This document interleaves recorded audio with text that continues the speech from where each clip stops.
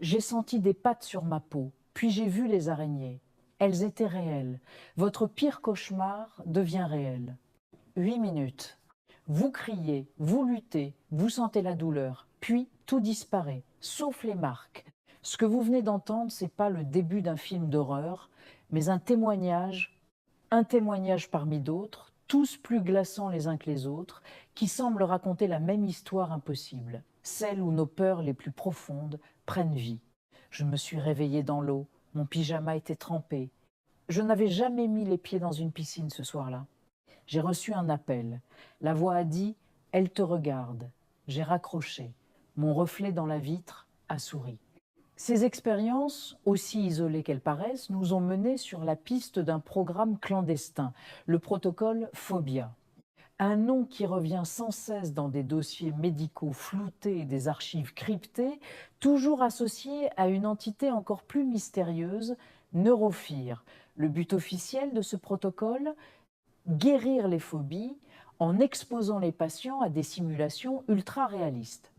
Mais la réalité semble bien plus sombre. En creusant, nous avons découvert une série de coïncidences troublantes. Des patients, désignés par des numéros, ont participé à ce protocole. Les patients numéros 2, 4 et 6 ont tous disparu sans laisser de traces peu de temps après leur session. Leurs dossiers sont vides, leurs familles sans réponse.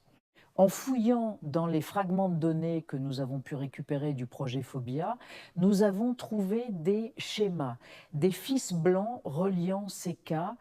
Des rapports font état de manifestations physiques inexpliquées, de brèches dans la réalité perçue.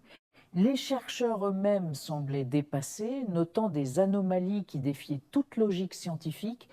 S'agissait-il de simples hallucinations, d'effets secondaires d'un traitement expérimental trop poussé, ou Neurophire a-t-il ouvert une porte qu'il n'aurait jamais dû franchir?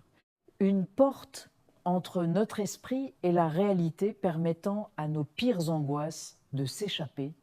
Ces disparitions ne sont pas des coïncidences, elles suivent un modèle, un protocole précis. Chaque patient était traité pour une peur unique, intense. La patiente numéro 2, arachnophobe, a été retrouvée dans un état catatonique, le corps couvert de ce qui ressemblait à des morsures, bien qu'aucun venin n'ait été détecté. Le patient numéro 4, aquaphobe, s'est volatilisé de sa chambre d'hôpital verrouillée, laissant derrière lui une flaque d'eau salée.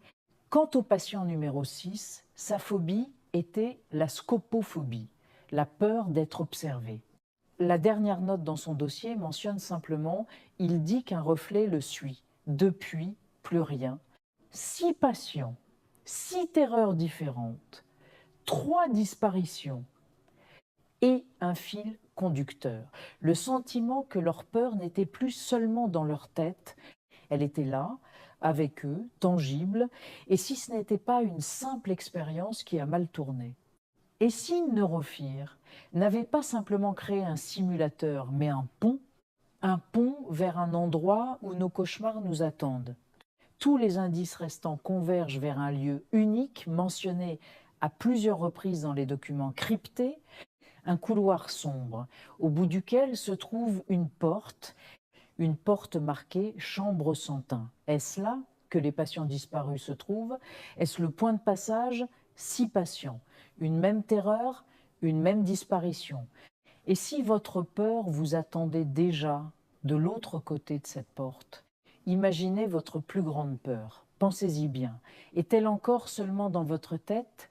Merci d'avoir regardé. Si cette enquête vous a troublé, n'hésitez pas à liker et à partager. On se retrouve très vite pour la suite de l'affaire Neurophire.